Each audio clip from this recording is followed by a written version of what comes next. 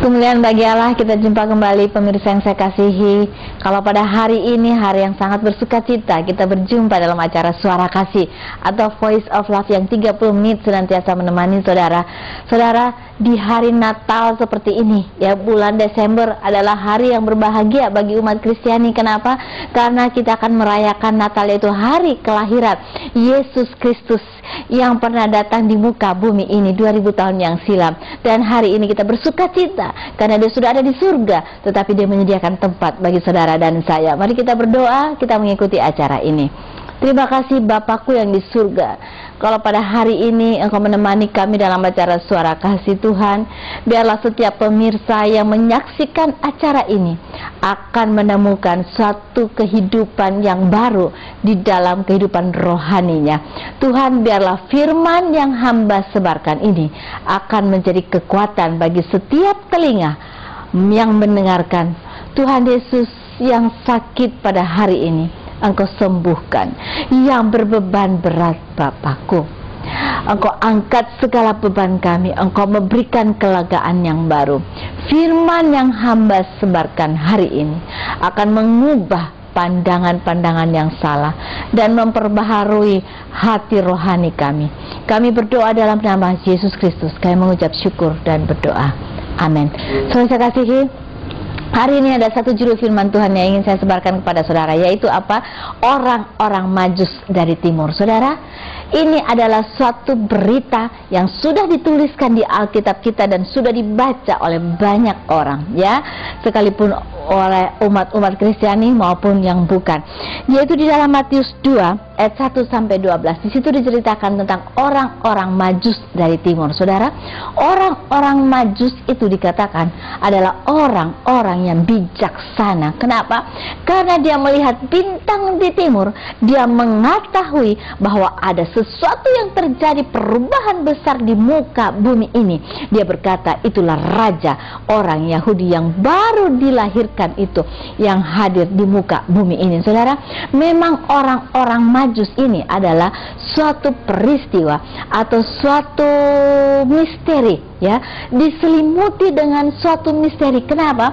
Karena kita tidak tahu kapan munculnya orang-orang Majus itu, berapa rombongan orang itu, bukan hanya 3, ya, berapa banyak mereka, dari mana asalnya dan kemana perginya, kita tidak tahu. Sampai hari ini adalah suatu misteri yang sudah terjadi di muka bumi ini. Tapi saya ingin sampaikan kepada saudara bahwa suatu peristiwa fakta yang sudah diakui oleh begitu banyak orang dan tertera di dalam Alkitab kita, bahwa orang-orang Majus itu datang mencari juru selamat, datang mencari raja di atas segala raja yang dilahirkan di muka bumi pada saat itu, yaitu Yesus Kristus. Dia dilahirkan dalam kandungan seorang perawan Maria dari kandungan Roh Kudus. Yesus Kristus hadir di muka bumi ini. Apa tujuan Yesus Kristus hadir di muka bumi ini? Dia ingin menyelamatkan dunia ini. Dia ingin menyelamatkan saya dan saudara. Dia ingin menyelamatkan setiap orang yang percaya kepadanya, bahwa Allah kita adalah Allah yang hidup. Nah, bagaimana dengan orang-orang Majus ini? Dia datang dari tempat yang jauh. Berapa jaraknya pergi ke satu tempat di mana bintang itu berada, dia tidak tahu. Ya, berapa lama perjalanan itu tidak ditempuh dalam 1 bulan atau 2 bulan, tetapi sekian tahun, diperkirakan 2 tahun perjalanan itu. Suatu perjalanan yang sangat panjang. Orang-orang Majus ini rela meninggalkan zona nyamannya di rumahnya hanya untuk pergi mencari bintang itu. Ya, berapa jauh dia berjalan, dia tidak tahu, dan sampai dimanapun dia belum tahu. Apa yang terjadi di depannya dia tidak tahu.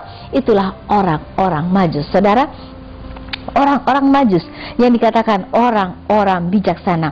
Kita akan mempelajari bagaimana perjalanan orang Majus itu. Yang pertama, perjalanan orang Majus adalah bukti iman yang diberikan contoh orang Majus kepada kita.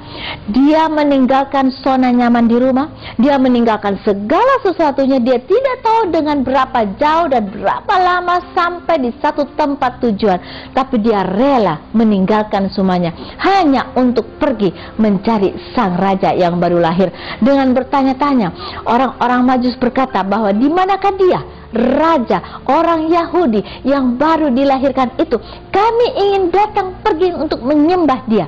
Ini adalah bukti daripada orang-orang maju. Saudara, iman ini diperlukan dari seseorang, ya. Iman akan membawa suatu pembaharuan di dalam kehidupan kita. Keputusan yang akan kita ambil kalau kita mempunyai iman, itu adalah keputusan yang benar kalau itu dari Yesus Kristus, dari Tuhan kita. Saudara saya kasihi, orang-orang Majus ini rela menerima resiko apa yang akan terjadi. Mungkin menjadi bahan perguncingan di sekitarnya, bagi tetangganya, bahwa mereka akan pergi melakukan perjalanan yang sangat panjang yang tidak diketahui. Tapi orang-orang Majus melakukan itu karena dia mempunyai iman bahwa dia akan berjumpa dengan Sang Juru Selamat, Raja orang Yahudi, Raja di atas segala raja yang lahir di muka bumi ini. Saudara, ini sangat dipentingkan. Contohnya Abraham, ya, waktu Abraham disuruh ke tanah perjanjian, dia tidak tahu apa yang akan terjadi, tapi karena dia beriman kepada Allah, maka Allah menuntun dia. Setiap jalan-jalannya dituntun Allah. Saudara, iman ini diperlukan juga oleh saudara dan saya. Contoh yang lain, Nabi Nuh. Nabi Nuh disuruh membuat bahtera dengan 3 tingkat ke atas, dengan ukuran tertentu, dari bahan tertentu, dan segala sesuatunya sudah diperjelas oleh Allah. Nah, kalau dia tidak mempunyai iman, dia tidak melakukan. Tapi saudara, Nabi Nuh itu adalah Nabi Nuh yang paling baik di sejawatnya.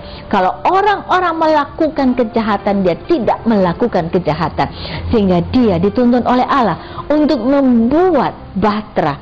Dan pada saatnya pun bahtera itu terangkat ke atas, menunjukkan bahwa apa yang Allah sampaikan kepadanya adalah ya dan amin. Saudara,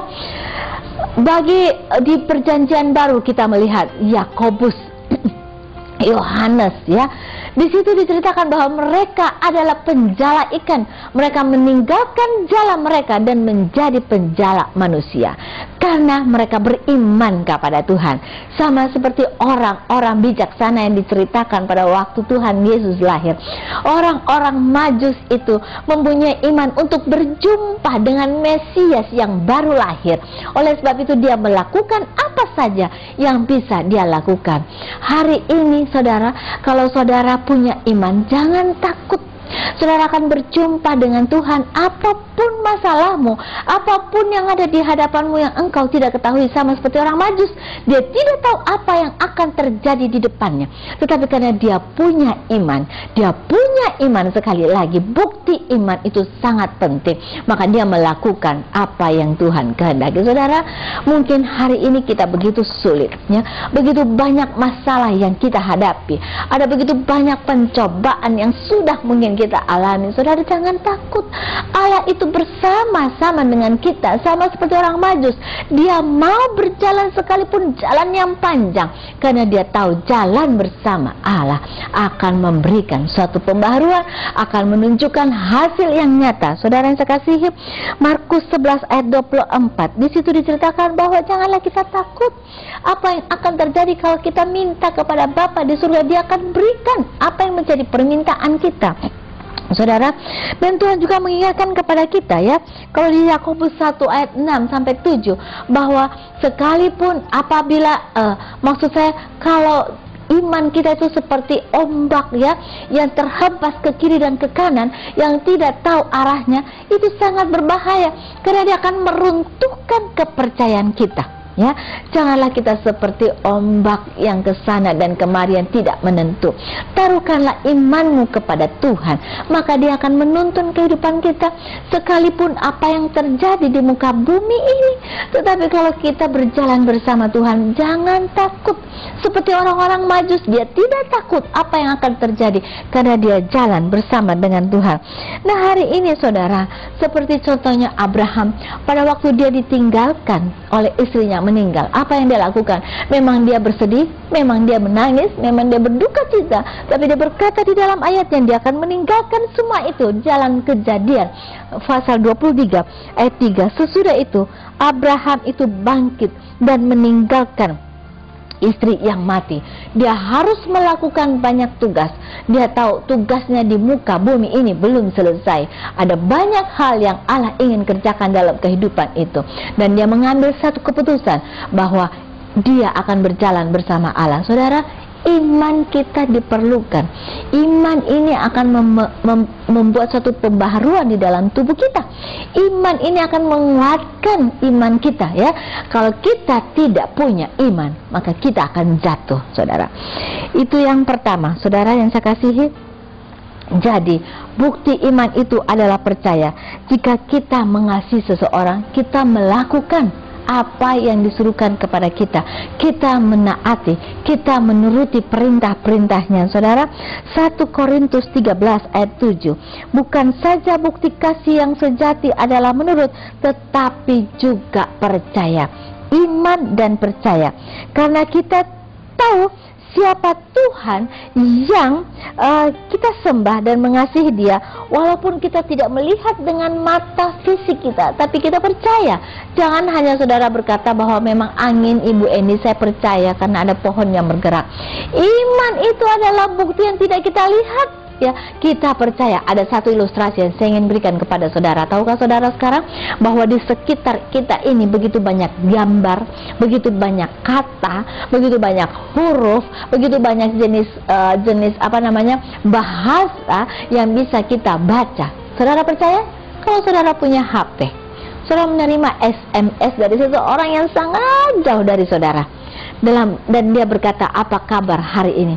Bukankah dengan alat yang saudara pakai, saudara bisa menangkap kalimat apa yang dituliskan yang begitu jauh? Saudara bisa menangkap di tangan saudara? Itu maksud saya, bahwa di sekitar kita itu begitu banyak kata, begitu banyak gambar, ya. Kalau saya punya televisi kecil yang bisa saya bawa ke sana dan kemari, dengan memancarkan antena dan saluran yang sama ketemu, maka kita bisa melihat gambar di dalam televisi kita. Suara pun kita bisa lihat. Saudara, sangat canggih, bukankah hari-hari ini? Kita begitu terpesona akan keadaan itu. Bukan cuma itu lagi, saudara. Kalau kita tahu bagaimana dengan daya gerak juga bisa terjadi. Remote control begitu jarak jauh. Saya bisa meng-off-kan televisi saya di jarak dari tempat yang lain. Atau bisa mengangkat garasi, besi yang segitu tebalnya bisa diangkat, saudara, hanya dengan remote control yang berada di udara ini. Jadi di sekitar kita itu, ya. Saudara percaya begitu banyak suara, begitu banyak gambar, begitu banyak angka-angka, begitu banyak macam-macam huruf, ya. Saya berada di satu kota, saya bisa menerima huruf Cina di dalam HP saya tidak bisa membacanya, saudara. Itu, nah, Tuhan kita jauh lebih hebat dari segala sesuatunya. Dia ada di sekitar kita. Jangan takut. Kalau saudara beriman kepada Tuhan, sama seperti orang-orang Majus pergi mencari Yesus Kristus yang baru lahir, dia beriman, maka dia akan menjumpa dengan Tuhan. Itu yang pertama, bukti iman kita itu sangat ditentukan. Yang kedua, perjalanan orang-orang Majus adalah suatu ibadah, ya. Dia datang untuk beribadah, dia datang untuk menyembah kepada Tuhan dengan membawa persembahan emas, kemenyan, mur, ya, saudara. Emas itu pertanda bahwa itu adalah hal yang untuk raja-raja. Kemenyan itu adalah getah, ya, dari suatu tanaman di mana dikeringkan dan mengeras. Itu dipakai, dibakar pada waktu penyembahan kepada Allah-Allah.